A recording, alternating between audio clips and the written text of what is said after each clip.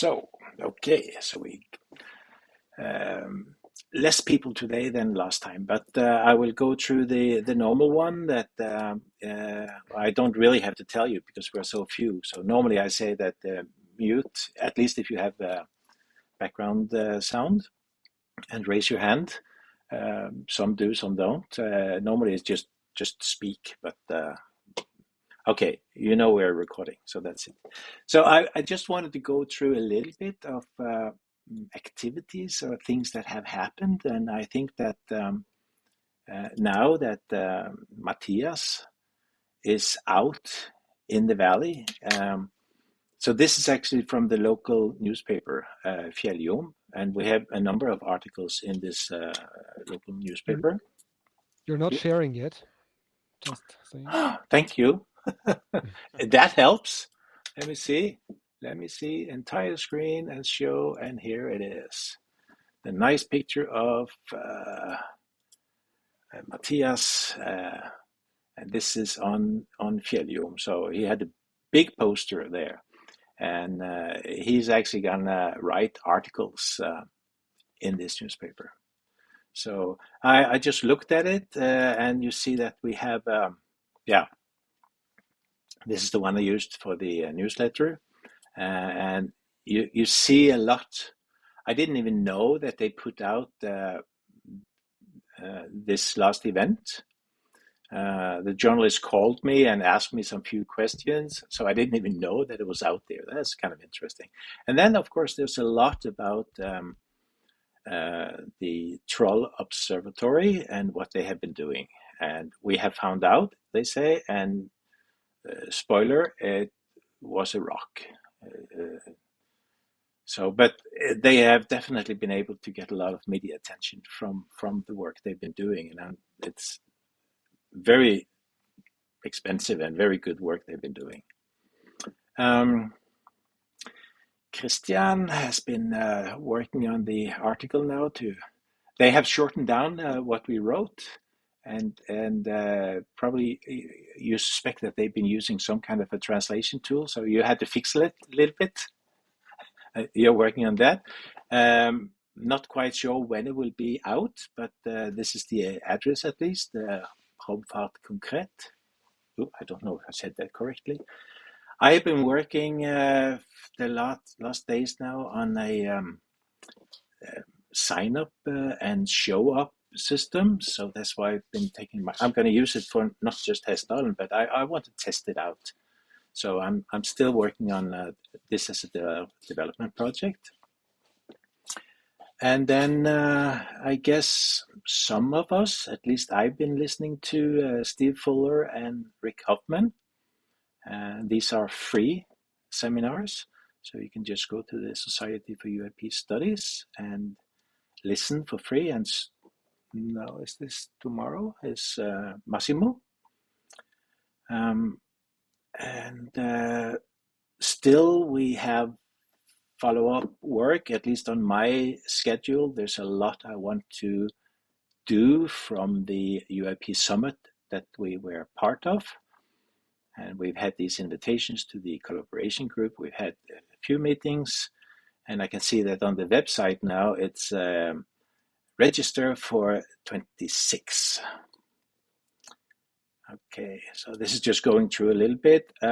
One of the reasons I think we were invited to the UAP summit is because at least about a year ago, I tried to write about what I call the open ADS. So maybe this is something I can get Daniel to look more at and discuss more later on. So that's just a very quick little brief before I ask Rainer, what do we know about the cameras? Are they on the way now, the new cameras? Do we know anything about that? No, so they traveled within the US and hopefully will shortly cross the pond, but I don't know Mm-hmm. yet where they are exactly. Okay. So they are on the way. Yeah, Yeah. so yeah. Yeah. Okay. Um, do you want to comment anything about all the cameras that you have been testing out? What's that? Well, maybe just a few Few words. I mean, words? the ideas we had, besides other cameras of the type you already have, Yeah. is to put one or more scientific cameras out. Mm-hmm. This means there is no video compression. Mm-hmm. Mm-hmm. So uh, if you have like a scientific camera, like it's, for example, looks like this with Mm-hmm. a lens, and this part is the camera, and it doesn't compress the images unless you ask it to, but you can also get the raw sensor data. Mm-hmm. And this way, for example, we can get rid of all the JPEG compression artifacts. Mm-hmm. So sometimes when we see a light, or we see, I don't know, a bird, or like a sharp edge between very bright and very dark, Mm-hmm. yeah, you see the JPEG compression artifact. So if you save an image as a JPEG, it's a lossy compression. And with the scientific cameras, you can, yeah, get the raw sensor data, so there is no compression. It is exactly as the sensor was seeing it. And I have some of these. I now also have a waterproof casing Mm-hmm. without the lens tube, but looks like this. The camera goes inside, and then hopefully you can live outside. Yeah, and then we want to make it look the same direction than the cameras we have. Then first of all, we can hopefully rule out some reflections, because if something reflects into the camera, Mm-hmm. hopefully it will only reflect in one of them, and we would want to put them some meters apart. Mm-hmm. And we don't have the compressed image stream, but yeah, the raw image stream. Mm-hmm. So that's the idea. It works more or less on my desk. I'm assembling everything, trying the software, writing the software basically, and then see if I will send it to Hastalen or bring it myself in the future. So Yeah. Okay. that's the camera work at the moment. Mm-hmm. And I checked a little bit with Matthias, the German Matthias, because we Hmm. have two Matthias, and his I think it was a little bit busy, so he hasn't done much on his motion detection, but at least he is still working on it. Hmm. And we had a phone call, Tom André. So do you want to comment a little bit about your off-the-shelf camera system and what we talked about? No, not really. I'm just kidding. Okay. Oh, damn it. Okay. Yeah, Uh, as some of you guys know, I have been working on a mobile camera system designed for studying the light phenomena in Hasdalen. And the goal is to create a self-sufficient portable system that can operate independently in the field. Um, the system allows us to monitor different areas in Hessdalen due to that it's mobile, and that will increase our chances of observing the light phenomena from various locations, like, for example, Ledalen and Finsahögda, Bottkjøndalen, and also maybe the silence zone. So I think that being mobile ensures that we are not limited to one fixed location, and that making it easier to react to new sightings and conditions. And that's even in remote and hard to reach areas, as I mentioned. And I also try to build it a little bit flexibility. So this setup means that we can capture extended footage without interruption, and maybe we can get something. And I have been searching the internet for multiply cameras, and I think that I have found a solution combined with a solar powered system and also a power bank. And as far as I know, this system will work for about 5 days because the camera system has a timer.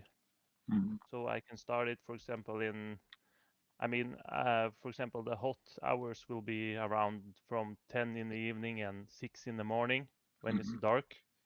So I can use the timer, so it will start automatically.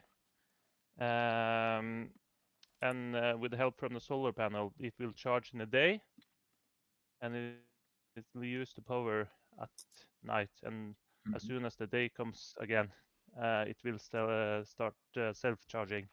So I think that the system will boost our chances for witnessing the Hessdalen lights, and it contributes to a better understanding of the phenomena. So I have actually made a picture, so I can just show you if I can share the screen. Yes, please do. Let's see the whole screen. This one, I think, or this one. The arrow up, yeah. Okay. Can you see anything now? Yes. Yeah. So this is actually the 4 parts I need. What kind of a wide screen do you have? I have Could you Samsung. It's could a you gaming monitor, actually. could you just share the window and then make the window a little bit less wide? If you stop sharing, no, that doesn't help. No, if you stop sharing and then share just that window, maybe stop sharing. Yeah. Yes. Stop sharing. Same button. Yeah, it won't stop. Yeah, now. And then you just share that window so you don't make it so long. Yeah, let's see if the computer expert managed to do this. Try once more. Then you choose window instead of entire screen. Okay. Yeah, and now you can shrink the width of the window. Yeah. Please. Like that? Even more. Okay. Oh yeah. No. Yes, that's good. Do you That's see good. it now? No, perfect. Yes. That was one hell of a trick. So what was that? I heard a comment. What was that comment? No, Fred, that was one hell of a trick. I would have thought about it.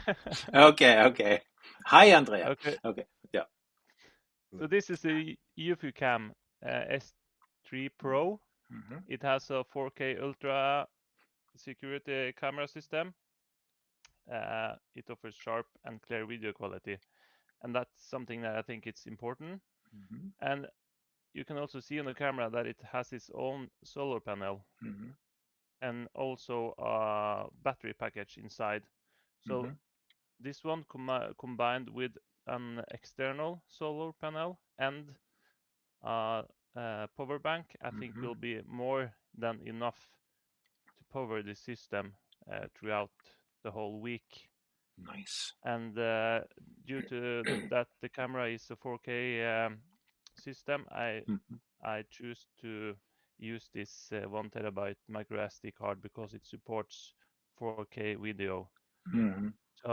So this is actually what I'm working on, and I also created another picture. Sorry, I'm just gonna try to show you how I think I will have it to look like. If it's in the same window, we will see it. If not, you have to change sharing again. But okay, let's see if I can do it.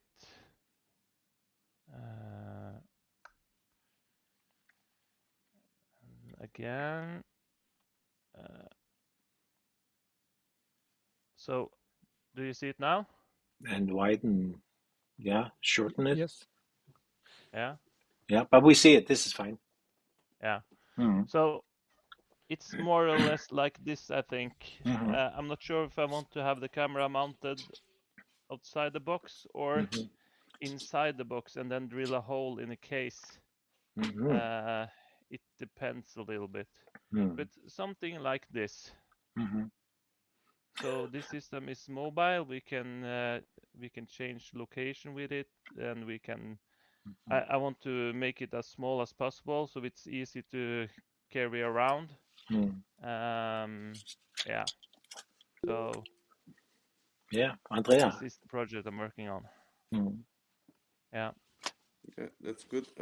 I would advise against maybe putting the camera inside the box, because we would probably have some problems.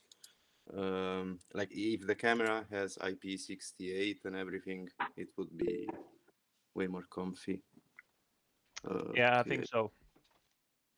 Yeah, and as Tanya is saying also, if it's inside the case, on the other hand, you have less danger of animals interacting with the cam, but it's always about the positioning, right? Yeah. But I was curious, what is the range of the IR here, the infrared? Because I suppose it will be something like 6 meters maximum. Yeah, it is. But I think I don't think that the motion sensor is the most important here. I guess that the most important thing is that we can just place it, for example, on the mountainside, and it Yeah. can film through, for example, a valley the whole night. And then we can change location if we don't see anything, or we can have it there for 5 days and then go up in the mountains and check it. I haven't really thought about much more about that, but I just want to get this system up and running, and then we can figure out where to place it and how to. stuff like that afterwards. Mhm.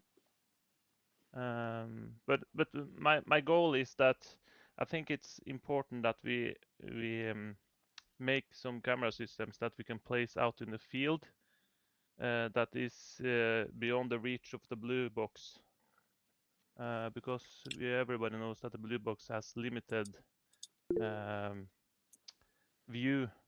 So, and we all know that, especially Finsahögda and Botjendalen, and also Ledalen, maybe some hotspots that we never actually are capable of filming.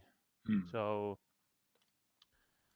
I think that we should do something so we have a camera system that we can place out in the mountains, have it there for some days, and then go back and collect the data, and maybe change the spot afterwards.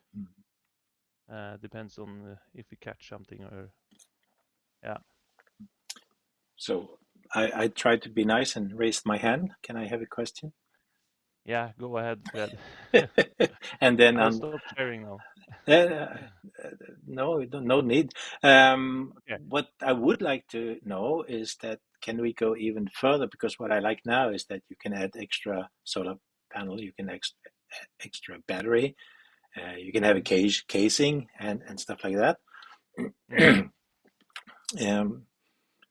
Is this also something that can you can feed the stream to a computer?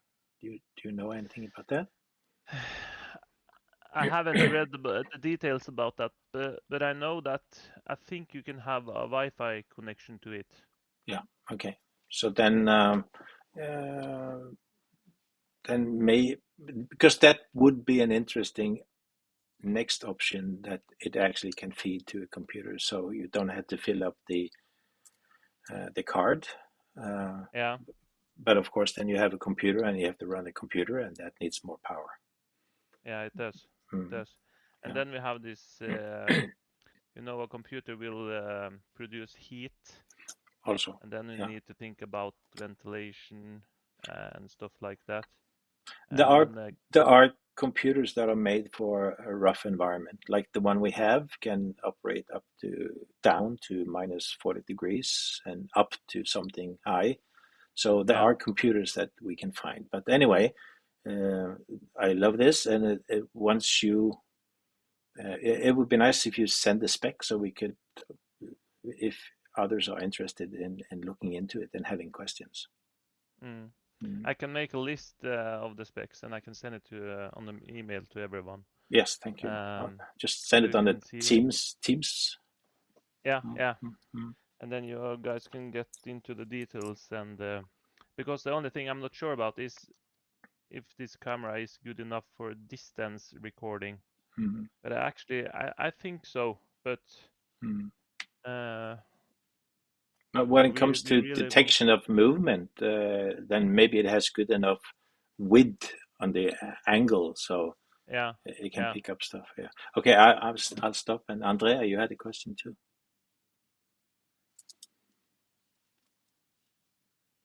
You're muted, Andrea. Oh, sorry. Just that for a different reason than Fred, I would have thought of like integrating more sensors, not exactly necessarily a computer, but something more, since the cost also of the setup starts being more than a traditional hunting camera. So I was wondering if we could like start from the objectives of the systems, you know, like if we know that the objectives of the specific system or of the mesh or of a wearable sensor suite needs to be capable of delivering this kind of data and etc., then we can maybe think also in terms of scalability and costs. Like if you have an hunting camera and you can buy, I don't know, 50 for buying in bulk, like for $25 each, we can really disseminate them across the valley, right? For a one-time job. And they will be short range, we know that, but we can actually scale them up. So I'm always wondering, you know, and worrying about these the considerations between the setup, difficulty and cost with the scalability and the actual purpose and information extraction from it. But I like it a lot. Yeah. I think that what would be nice is if we have a specific camera meeting group as soon as possible. Yeah. Yeah, or not too long. Tom, I guess how much is one of these cameras? The camera alone? the camera alone is 3,000 Oh, okay. Norwegian kroner, I think. hmm Let me check. I have written it down in my book here. It's 3,500 Norwegians. Okay. And the whole system is actually 8,500 Okay. Norwegian kroner. So I don't think it's too expensive actually. So I think it's worth trying it out. And Yeah. would be nice to see if then Andrea can or we can find a sensor setup as well, because if you have that much solar panel, then you have power for that as well. Yeah. And maybe the way to do it is as you do now, just start with being able to put it out and store it to a card, and then later and then later you can move it to a computer and a hard disk and send it over the Yeah, and I internet. can also just start with buying the camera because it has its own battery. Yeah. So I can just start with buying the camera and I can test it out because I live near to a valley, so I can just place it out. So the camera has a view over the valley, and I can try it for a couple of days, filming both in the daylight and in the night, and I can see how it works, and that will give me an indication of the quality of the camera. Yes. And now Daniel wants to have a question. Yeah, just a short question about camera. Is your goal to enhance or interpret light, or just to measure the light? First of all, I think it's just to catch the light. Yeah. Okay. Because we need to find out if the light occurs in other location than just the valley. And I'm pretty sure that the light may occur in other location that we don't know about around Hessdalen. So at that's least the main goal. Yeah, at least for But situations like when we have the field trip, it would be nice to be able to put out 1 or 2 or 3 of these yeah, if we could have money for it.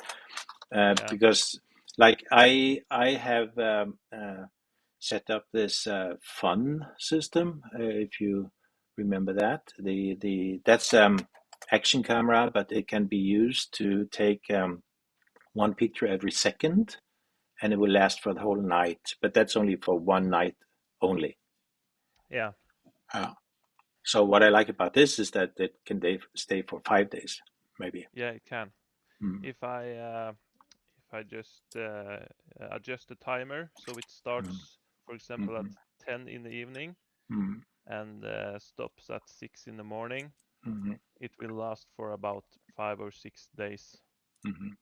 So I would like, as I said, I'm gonna call for a camera meeting, and it would be nice to kind of specify some roadmap and steps. I like that you can now just buy this camera and use it. You can plus plus plus, and then what more can you do? How far can you extend it? Like one way, as I said, what if we could have a computer? Then we can also have a trigger system, and if we have a 4G, then we could also pass the information onto the internet.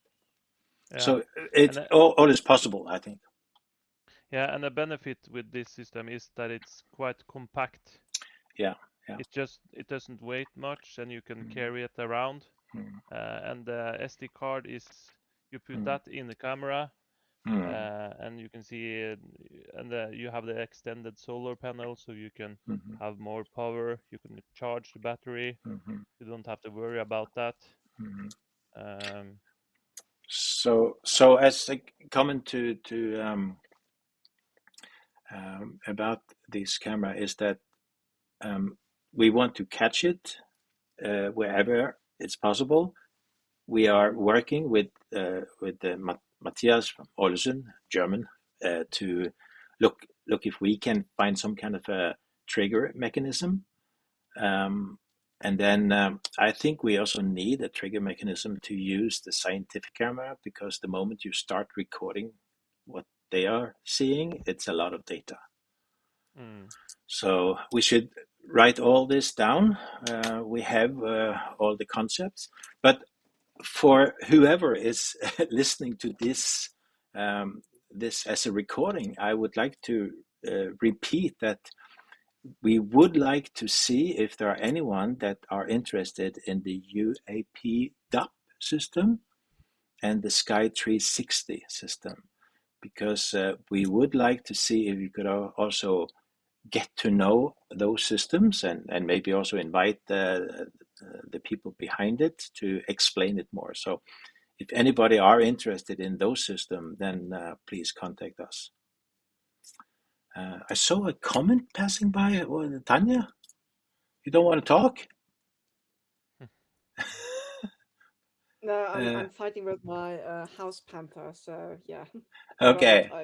Okay. Has any of you guys ever looked into high-end trail camera? I know that there are some incredibly good ones out there that also send you all the footage straight to your phone if the system gets triggered. Yes, then all of them, as far as I see, trigger at close range. We had Magnus on the team before, and he actually set up a hunter or a trail camera close to the river, because it has been reported that people have seen something following the river. So I think it's good if you want to catch something that is close by, because it's normally animals that it will trigger on, or movement of bigger objects. Yeah, and I also think that trail cameras, they are designed to take a photo or a video in close range. I don't know how good they are at filming out long ranges. That's something you have to keep in mind. But who knows? Maybe the trail cameras also have been mounted with better cameras and have a sharper lens, and maybe you can see a lot of more than just in the close range. but I made a note about the need for a meeting, so I'll call for that and see if we can gather the information we have. Okay, I am presenting again to show that, or to remind people that there's not only the camera meeting I want to call for. I want to call for a meeting about the new project proposals that we have received.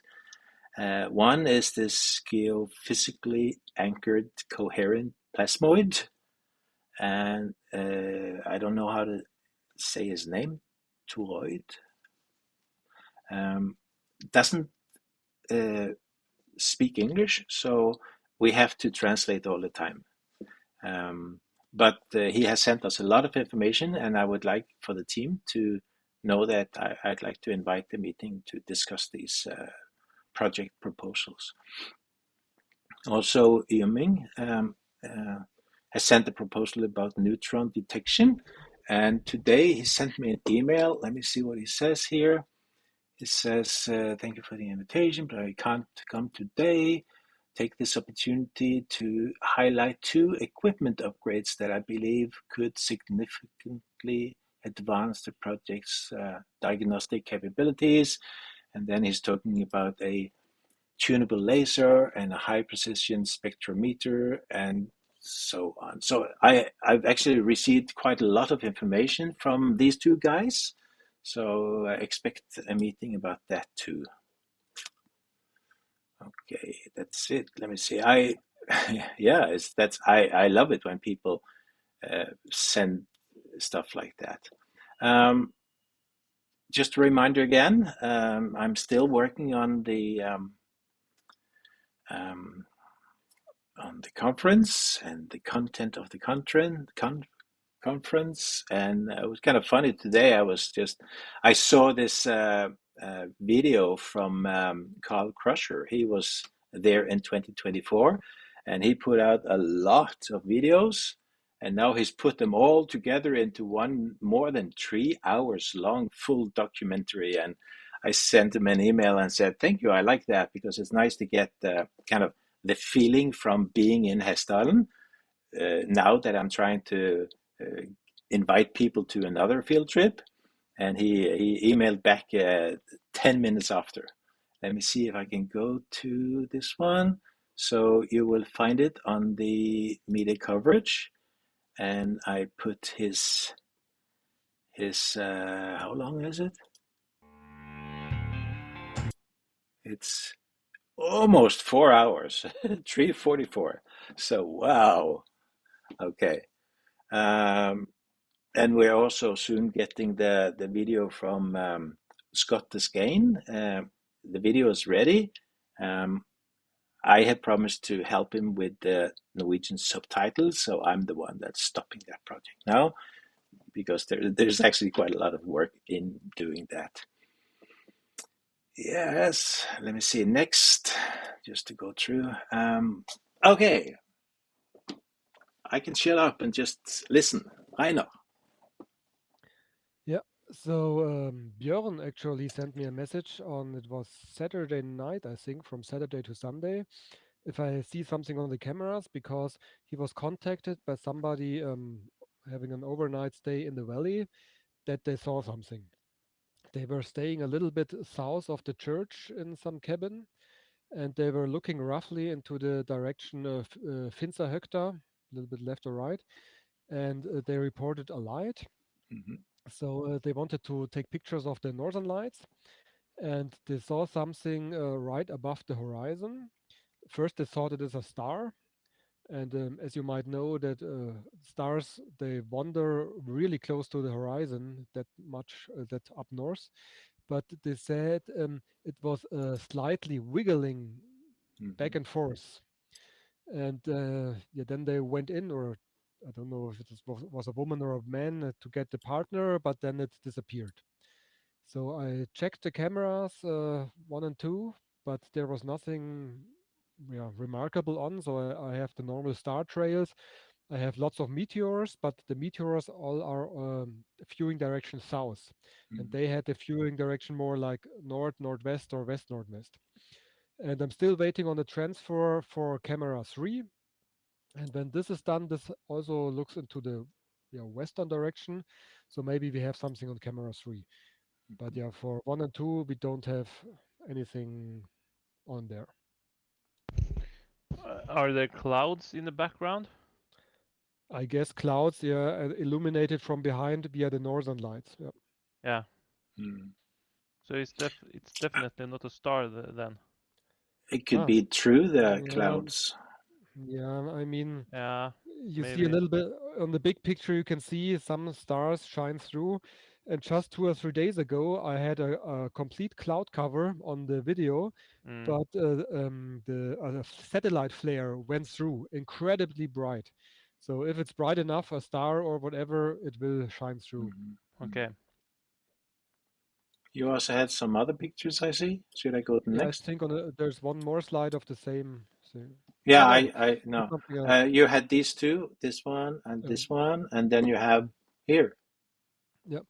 So this was found, I think, by Marek, and then later also by me. So this is also strange. This is there only on one single frame. I mean, it looks 100% like a reflection, but a reflection of what? I mean, there is no car around in the valley. Also no rain, no snow. So I have no idea. I'm not saying this is something anomalous, but it is strange. I mean, what is reflecting in the middle of the sky? Should have had the LiDAR so you could have seen the 3D of this. It would have been a nice That would be UFO. And hopefully, if we have a second camera, no matter if scientific or not, like 1 meter or 2 meters below, looking the same direction, hopefully we get rid of such artifacts. Because if it Yes. reflects, hopefully it doesn't reflect the same way in the second camera. Yeah, and that is, I guess, one of the things we have to discuss when we get the cameras, how to position them. Should we do like the Würzburg, where they have two cameras kind of close to each other? Is that what we want, so we can avoid these and so on? Yeah. You have one more, I see, which is this one. Yeah, we have one more. Yeah, this is also, I don't know what it is. I mean, you can see a line, it's more or less rainbow colored. It is there for multiple frames and it's wiggling a little bit up and down. So we've seen in the past spider webs, but like only the string of the spider web illuminated by the sun. This was very clearly seen, but never like in this colored fashion. Yeah, I'm not saying this is something anomalous, but at least it is the first time we saw something like this. In the same 20 minutes, there was something also like coming in from the left of the pictures, which looks like very close to the lens, maybe also some spider web or maybe some plant seed, which is close to the camera lens. So yeah, it can be something very near and therefore blurry. And maybe if the light gets diffracted, maybe. Oh, and then we lost Einar or me.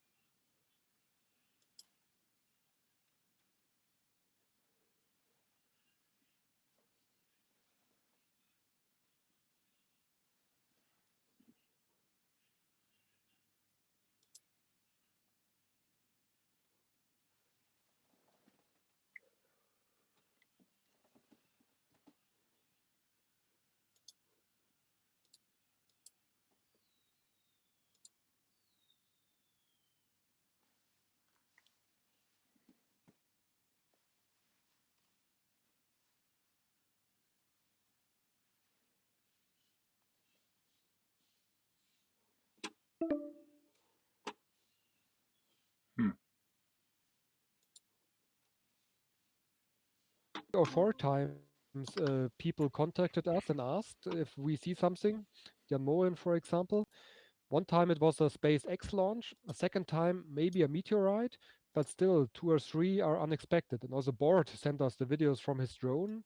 So January and February, there was more sightings. There has been the weather has been very good in January and February. Clear skies, no wind, cold weather. It has been perfect for observations. Okay. Yeah. So you lost me for a little bit. Yes. Yeah. And yeah, now I see we have Sölvi as well. It showed up. That's nice. Hi. Let me see. I want to share. Not this one. I want to go back to activities. This time, hide this one, and just I have on the field trip. I would like help to plan more on the different activities that we are going to do. So another meeting I'm going to call. Also on the field work, I have just listed a number of activities that we could discuss. And this is just like a rough little list. I've also added some discussions like why Hesdal and other hotspots. What could be the effect of disclosure versus unveiling, and how to prepare for contact. I mean, we have this cabin, and it would be nice to just invite people for discussions and also other kind of activities. What I've suggested here is like how do we actually use the mobile phone in the best way, and the camera, and what is a good observation report, and so you see, we can try to plan the week, and some may like to know that Frank has said that he can offer flights over the valley. Wow. So That's 2000, cool. yeah, 2,400 for one flight divided by 3 is only 800, Yeah. and he'll take you up for 1 hour. So this will be from Røros, and then you just get the trip around for, it says 50 minutes in the air, so quick landing and take off. So yeah, I think that's kind of cool. We should also plan more on what to do, and this is the camera system that we had last year. It was kind of too terrible weather, so it wasn't easy to put it up in a way, but we have the 360 system. So, and these can stay out for the whole night because we have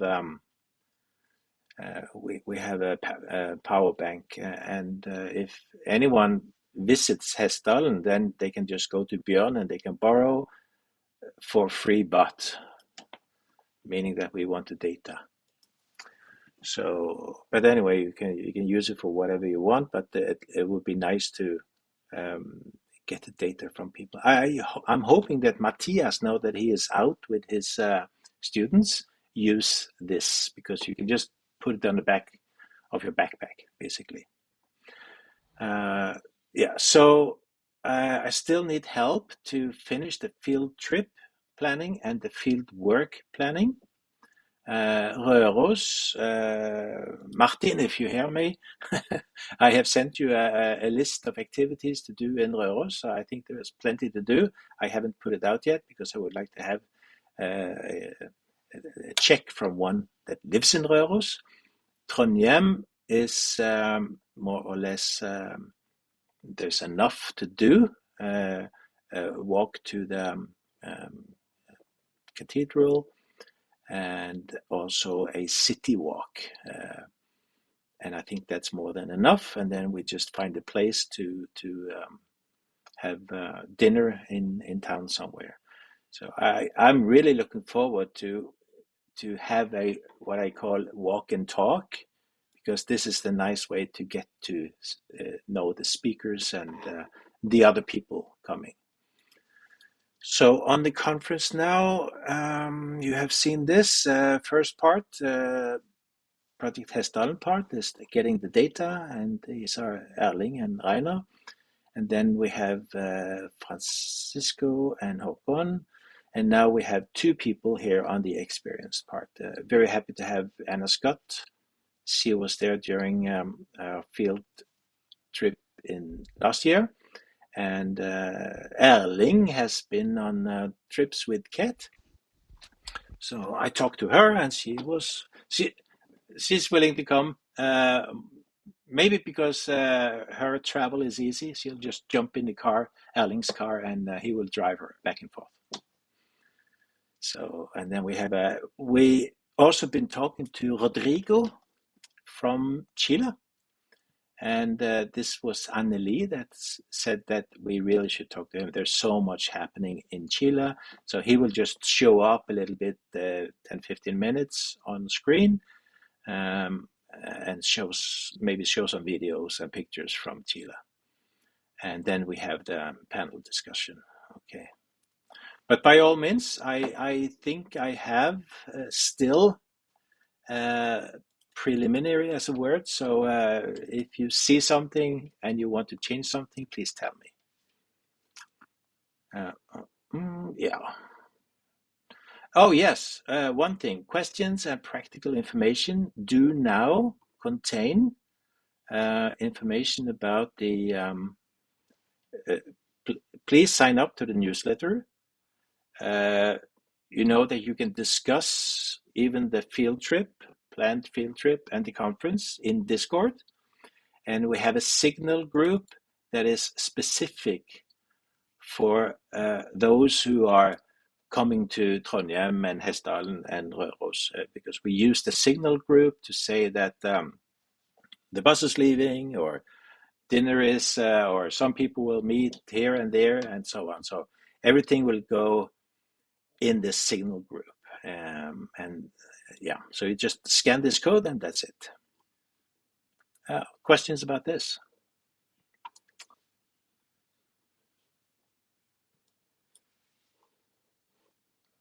Okay. Then, yeah, thank you. Then I'm gonna stop presenting, and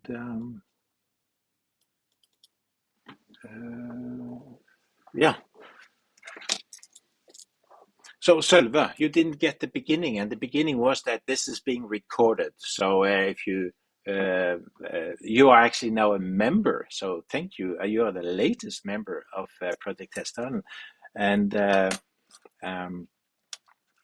and she has promised me that she will send me a picture of her book that is coming out. She's written a book, and that will also be on her page on Project Hessdalen. Yes. Yeah, so then please, that's basically what I wanted to go through today. But now,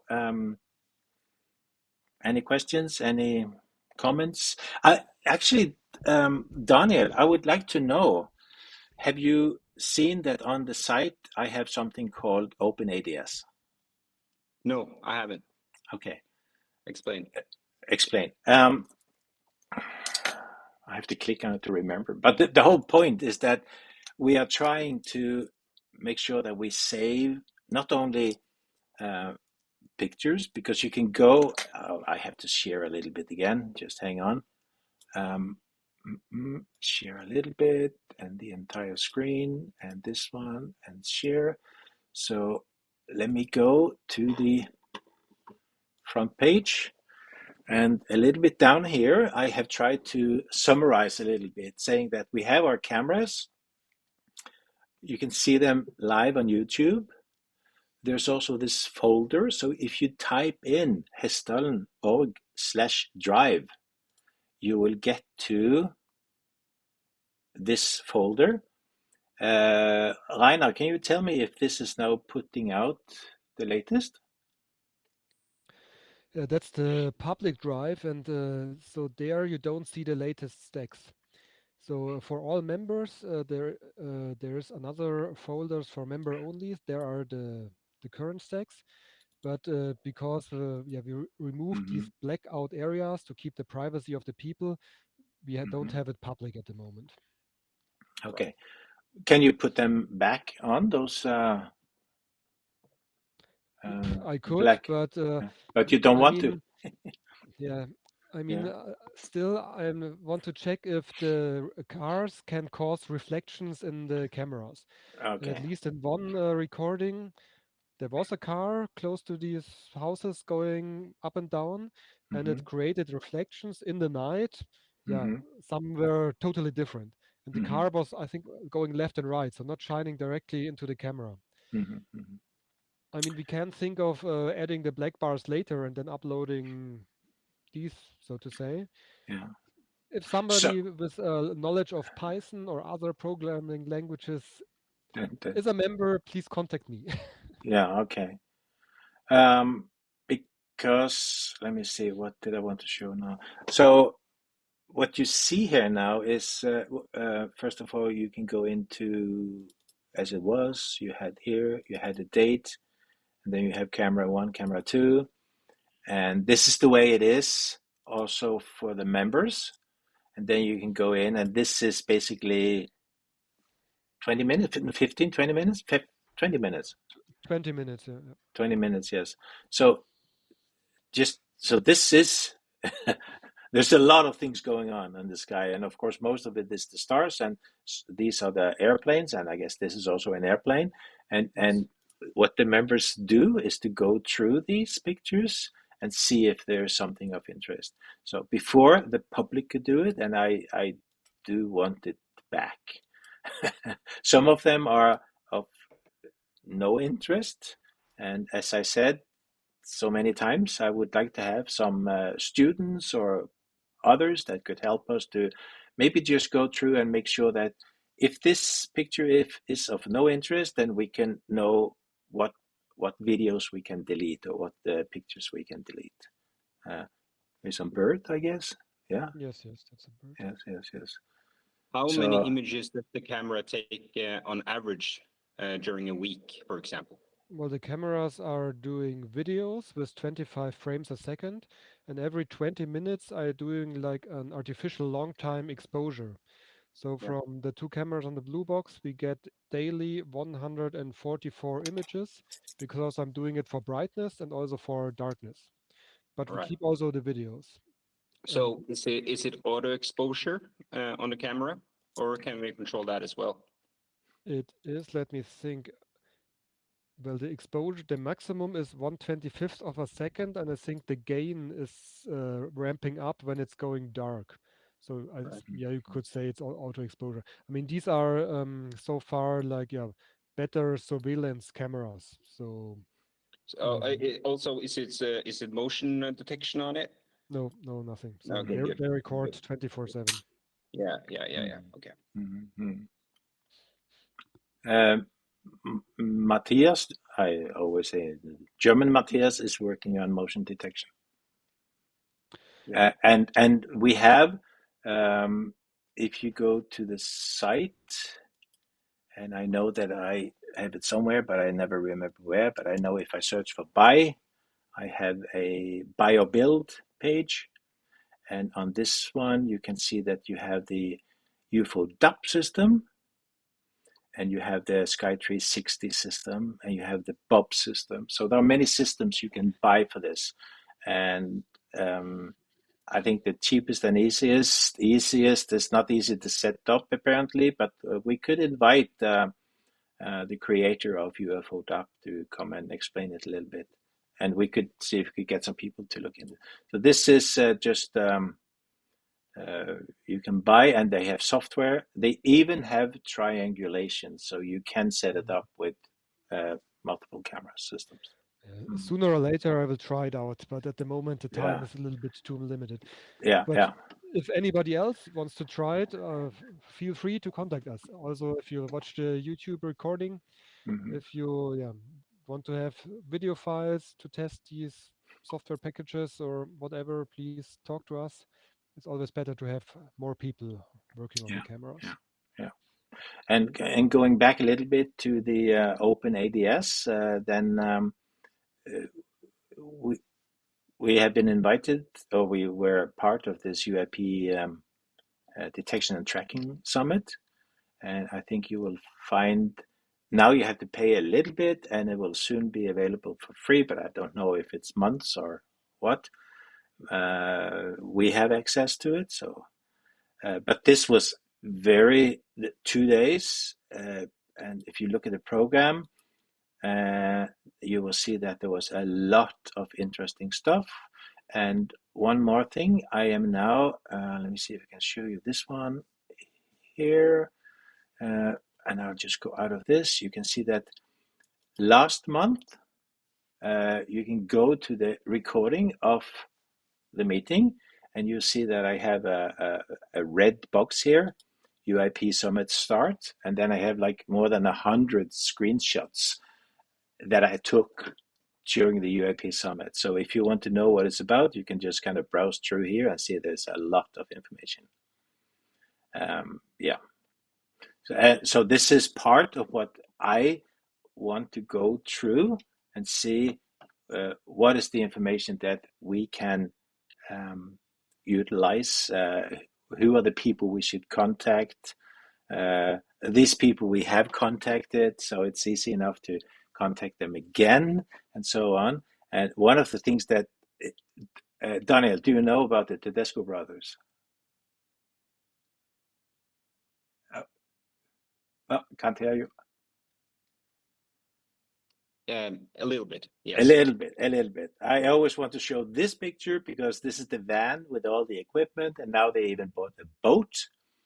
And I was listening to, I think it was That UFO podcast or another YouTuber, and he was talking to them. They are always sitting in their van when they're having interviews, and while they were in this interview, then the instruments started to beep.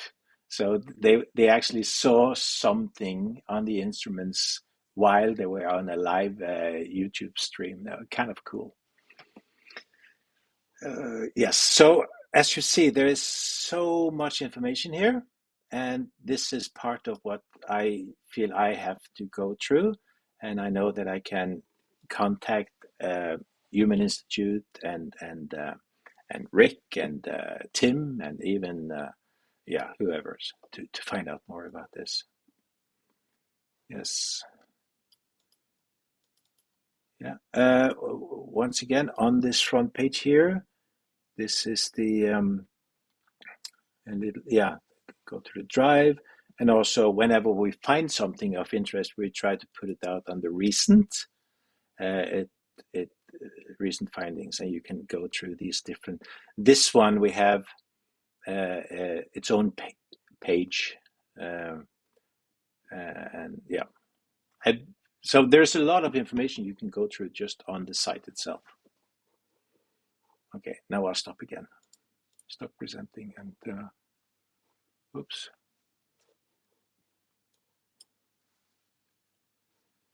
So, questions? Daniel, I was basically saying that please have a look at the OpenADS, what I've been describing there. I'm saying that we have been saving images and videos. We want to, Andreas has been working on an MQTT server, so we want to have a way to save telemetry data, sensor data, and whatever we learn, we want to share it. We have 100 terabytes free on the Google Drive, and it's easy enough to get more access. So if there are other projects out there that have a video system, have a sensor system, and they want to share it with the world, because that's kind of the goal here, to make the data available for all who wants to study it. Yeah, I agree. I actually have a Sony A7S Mark III in the woods constantly, just standing there. Okay. So I bet I can add to that library. Yes. So, and we're also welcoming people to go to Hessdalen and or come to us if you have equipment. So we can make an arrangement and see if you can put it in the blue box, or we can deploy it during the field trip or something like that. Yeah. So, yeah. Sounds good. Yeah. And the last field trip, we had Marek driving 25 hours from Poland all the way up to Trondheim, and he installed a passive radar that he is now monitoring from Lublik. So Impressive. yes, and then driving back again. He was just up there for like 2 days, and then mostly up in the blue box and working, and we hardly saw him. Yeah. A true believer. Yeah. Oh, we have, and I don't know how to say it, Turid here. That's interesting. So I know that you don't like to speak so much English, if I remember correctly, but I have introduced your project and said that we want to invite to a discussion on your project, the geophysical anchored coherent plasmoid, and he has sent us a lot of information and even code that we can use. So I think his picture looks fitting to his description. Yeah. So if any one of you are interested in joining any of these meetings, please send me an email, and that's to you here now, but also to whoever is listening to this after. Okay. I'll try to shut up if there are any other questions. If not, I'm going to close it in a few minutes. But Mats, any comments, questions? Board? Christian? Hiding between. Oh no, there you are. Okay, I don't like the big C. Thank you. So one thing popped up in my mind during the meeting about the article for the magazine. So I sent it to Rainer today to review it because it's in German, obviously. But so far, I guess I'm the only person who knows at all what's in it, or maybe Rainer read it already. So what I'm trying to say is you have no idea what's in it and what's not. And I was wondering if you would like me to put it through a translator translate it to Norwegian and give it to you and Erling, maybe if you want to look at it, not for doing like tiny changes or stuff, just for you to know what's in it, what's left out, what's the structure. Are there major issues from your point of view? We don't have much time anyway. It needs to be there in less than 48 hours, so we can do major changes. But in case you want to take a look at it before it's published, that would be the chance. I would like to, just to kind of scan through it. Yeah, so I will try to translate that into Norwegian or English. If you have it all in one document, and you can turn off the modifications and stuff and just get what you now suggest, is that possible? Yeah, I think so. And you just send the PDF. I can open it in the system and just translate it to English or Norwegian. So you want the German version? I can just take the German version and then easy to translate. I know. Okay. Yeah, just on a completely different topic for the people now here, but also for the people maybe watching the stream. So we have a lot of ideas. We also have hardware, scientific cameras, and sensors. But what we are lacking is people with technical skills.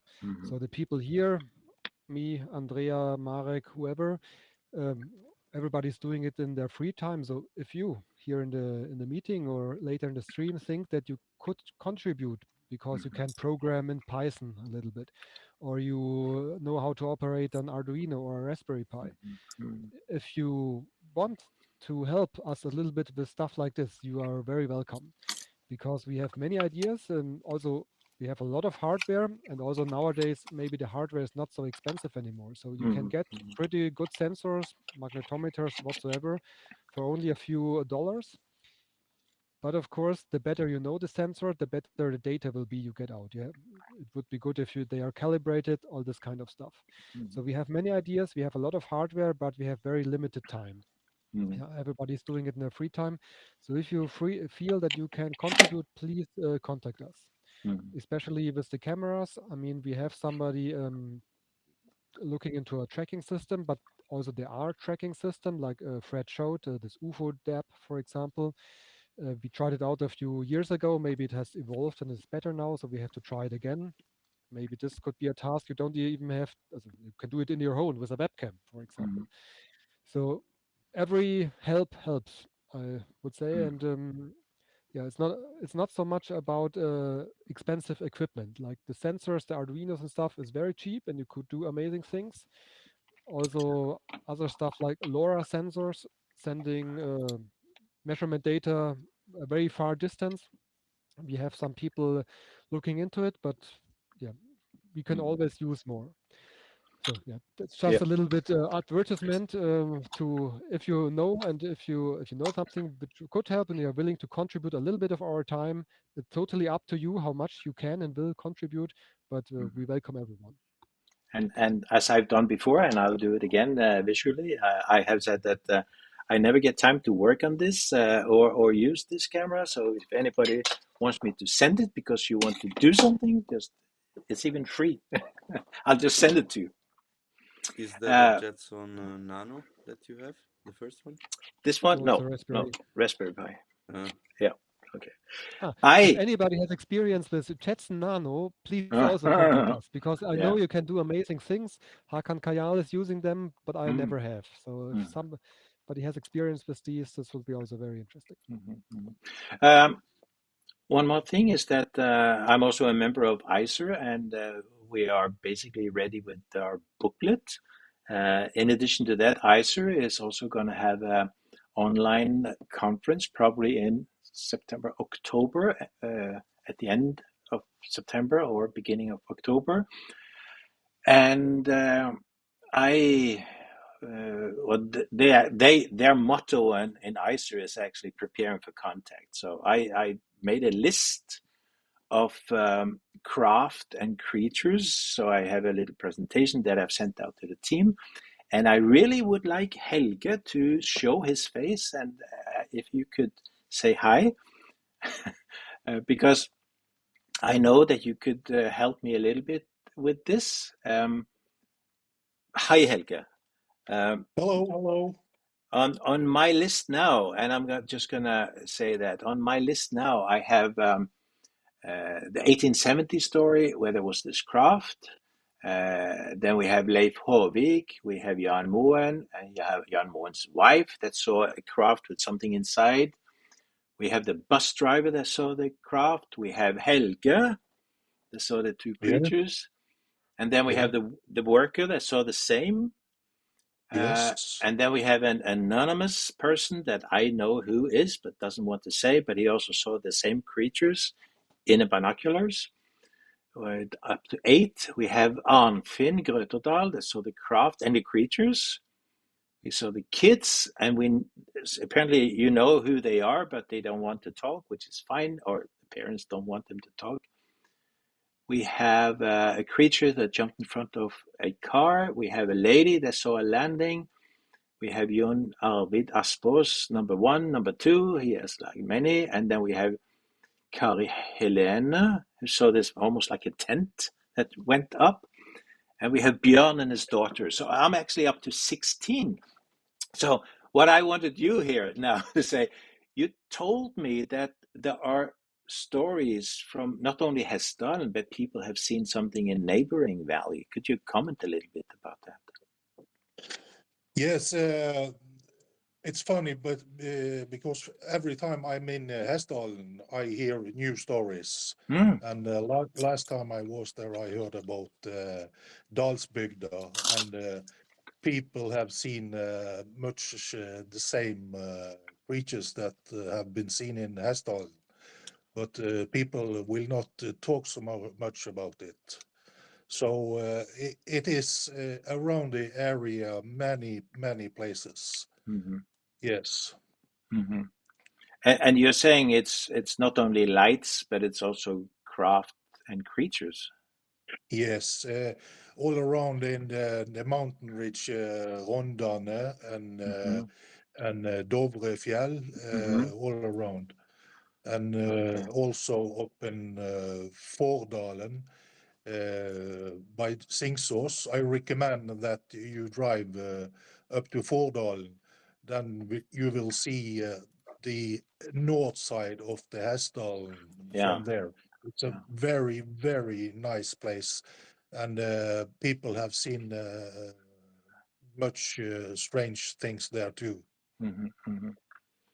Yeah, that's why I think that the idea of Tom André, like to have some system you could put out on places that are a little bit far out of reach.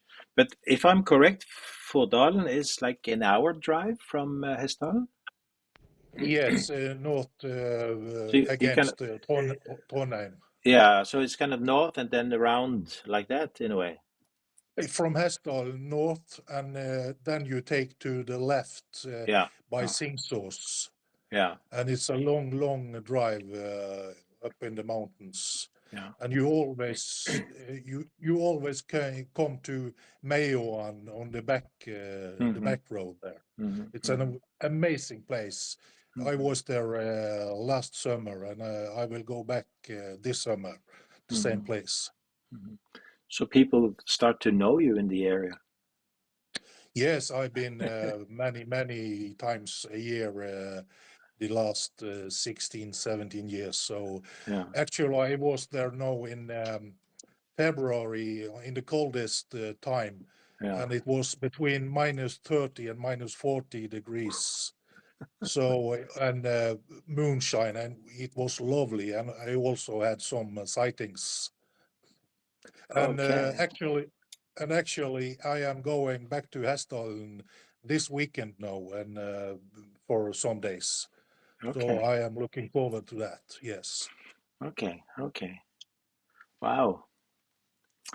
Yeah. So I've sent out my little presentation that I'm just kind of going through it. And did you get it? Did it get to you, Helge? The presentation that I made. Yes. Okay. Yeah. Okay. Yeah. I'm gonna remove some of the last part where I'm speculating and on intent and pattern, and put that in another presentation. But I just want to kind of go through these cases, and I may refer to you and say that you indicate that it's not only Hessdalen, it's other places too.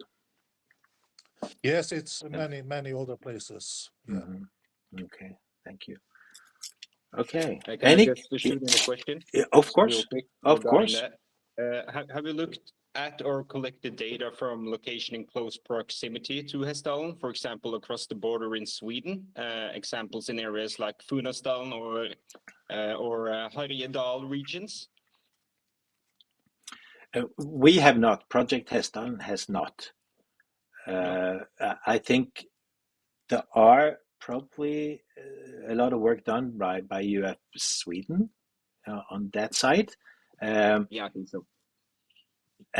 But once again, and this is the reason why I chose the name OpenADS, because I think that when we are able to get some kind of equipment that we can give to others, it's like you have UFO DAP or you have Sky 360. I want to make a mini blue box.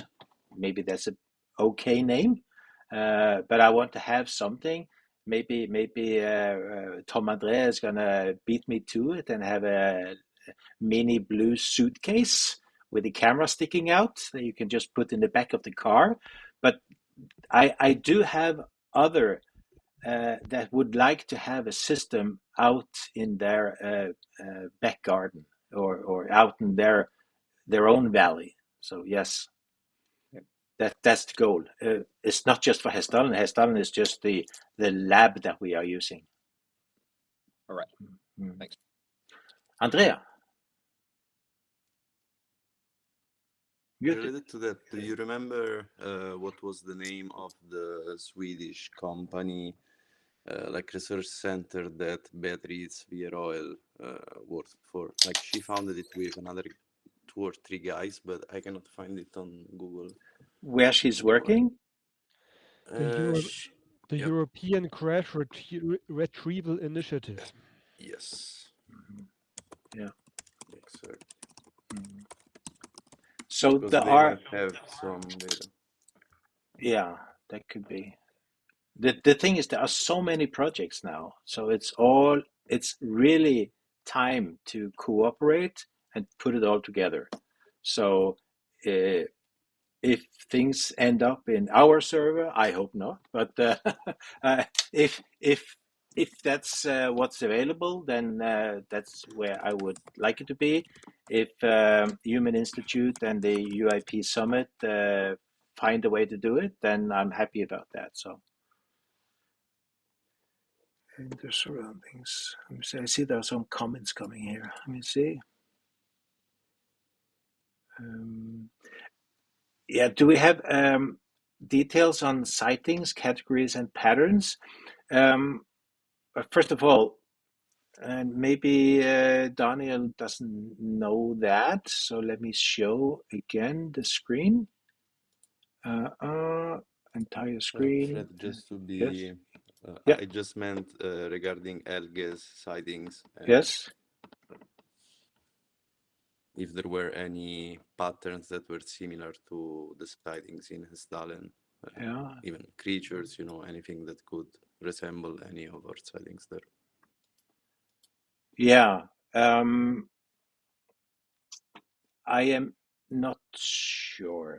I just wanted to show this one that you have the articles, and some of these links do not work, but like there is. Have you seen this?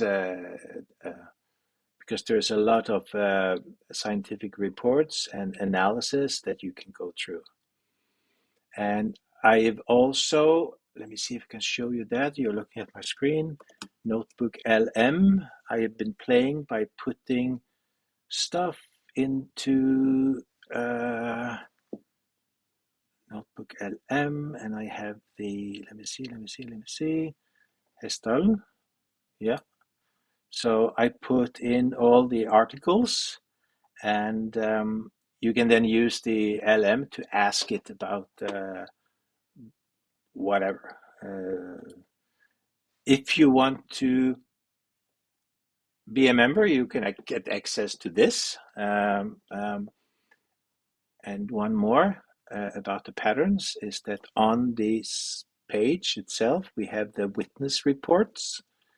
At the bottom of this, we have, or I have put all the observations that Erling have painstakingly put into the old Hessdalen observations for every year. I put this into one document, and as you can see, there's a whole lot of observers, and then you go from 1976, and all of this is taken from the web page. But what you can do is open document like this, and you can feed this to your favorite AI and ask it about patterns, colors, time, whatever. But once again, this is Hessdalen. One more is that we just had, maybe worth listening to, back to the media or press coverage, media appearances. We just had this comment from Klaus Swan. He was interviewed by Jesse Michaels, and they're talking quite a lot about Hessdalen, but also talking about just across the border in Sweden. So he does talk about what has been seen in Sweden. Yeah. Mm-hmm. Stop presenting. Yeah. Okay. More questions? Flere byer I Belgia.